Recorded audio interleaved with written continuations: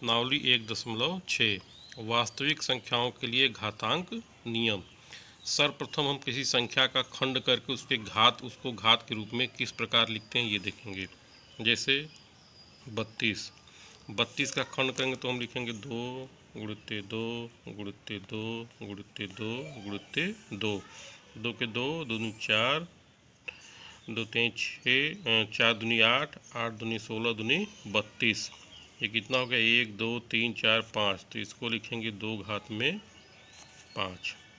इसी तरह अगर मान लीजिए 27 है, 27 कितना लिखेंगे 3 गुणित्ते 3 गुणित्ते 3 बराबर 3 घात में 3। यहाँ 1 2 3 3 बार है इसलिए 3 घात में 3 लिखेंगे।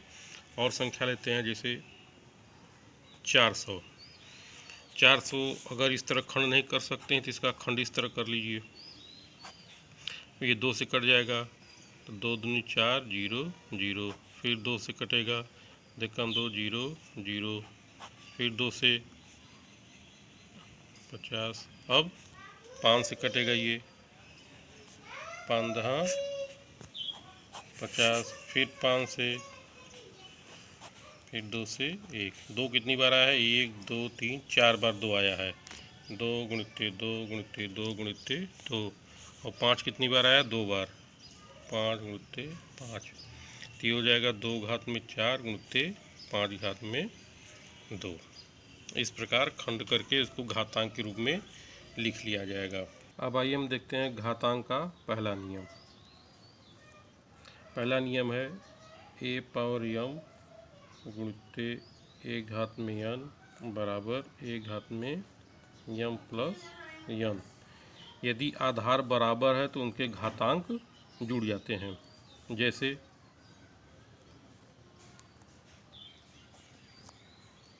2 घात में 3 गुणित्ते 2 घात में 4, तो ये कितना हो जाएगा, इसका आधार भी 2 है, इस वाले संख्या का भी आधार 2 है, इसका घात 3 है और इसका घात 4 है, तो ये हो जाएगा 2 घात में 3 प्लस बराबर 2 घात में 7। इस तरह हो जाएगा। ये जो नीचे रहता है ये आधार कहलाता है और जो ऊपर रहता है वो घातांक कहलाता है। अब आइए देखते हैं दूसरा नियम। a पावर m घात में n बराबर, यहाँ घात का घात है तो इसमें गुणा हो जाता है घातांक का, तो ये हो जाएगा a power m into n। जैसे 2 घात में 3 और इसके घात में 4, तो ये हो जाएगा 2 घात में 3 गुणित्ते 4, 2 घात में 12। ये तीसरा नियम देखते हैं।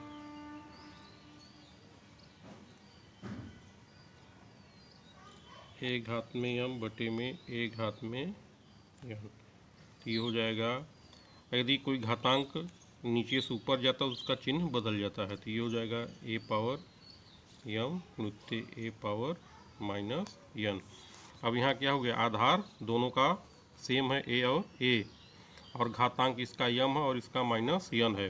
पहले वाले नियम से यदि आधार बराबर रहता है तो घातांक जुड़ जाता है, तो इसमें भी यही होगा। आधार दोनों का a है तो घातांक कितना हो जाएगा m प्लस माइनस n बराबर 1 घात में m माइनस n।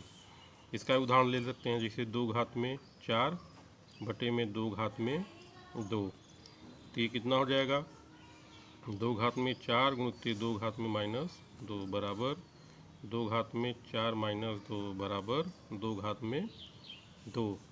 और दूसरी विधि से देखते हैं, जैसे ये कितना हो गया 2 गुणित्ते 2 गुणित्ते 2 गुणित्ते 2, और ये कितना हो गया 2 गुणित्ते 2, तो ये कट जाएगा तो कितना आया, यहाँ 2 बचा 2 घात में 2, जितना ये है उतना ये भी आया।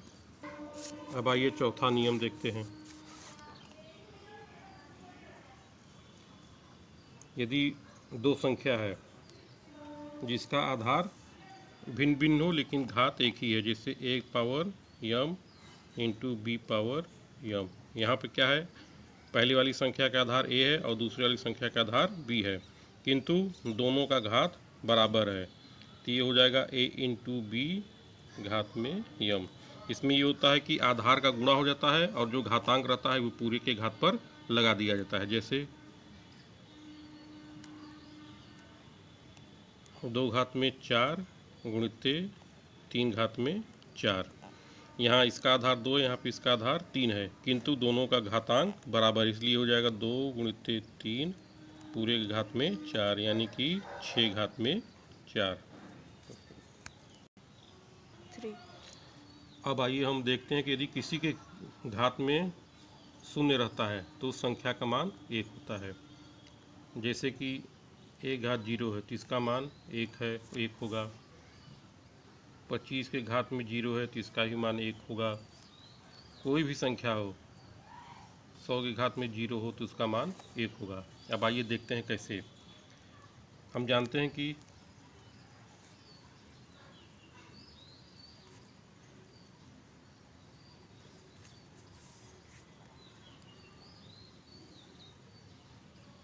एक बटे में a पावर n बराबर होता है a घात में माइनस n, या a बराबर a पावर n गुणित a पावर माइनस n। तो 1 बराबर ये कितना हो जाएगा, आधार बराबर तो घातांक जुड़ जाएगा, n प्लस माइनस, तो 1 बराबर हो जाएगा n माइनस n। 1 बराबर a घात में 0 आ गया, a घात में 0 बराबर 1। इसी तरह जो भी संख्या रहेगा इसी तरह दिखाया जाएगा।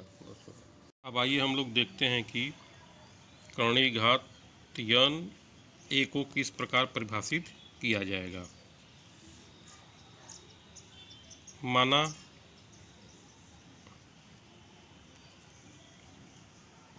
a ग्रेटर देन 0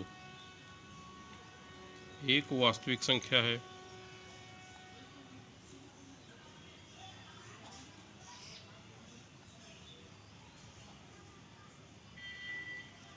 और n एक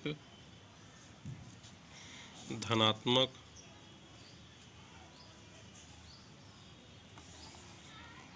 पूर्णांक है।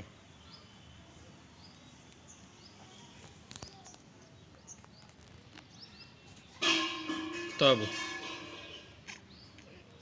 एक कर्ण घात n बराबर b होता है।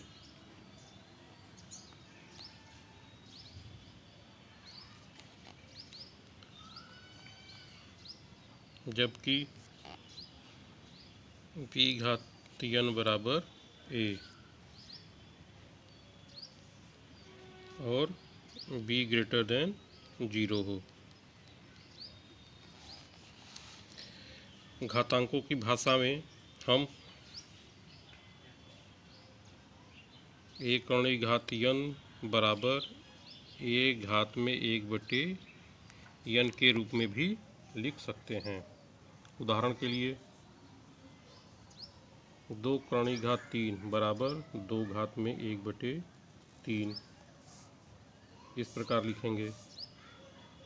ये कर्णी घात है, जितना यहाँ कर्णी घात रहेगा उस आधार में उतना हो जाएगा। जैसे 6 कर्णी घात 5, इसको लिखेंगे 6 घात में 1 बटे 5। 3, इसको लिखेंगे 3 घात में 1 बटे 2। 10।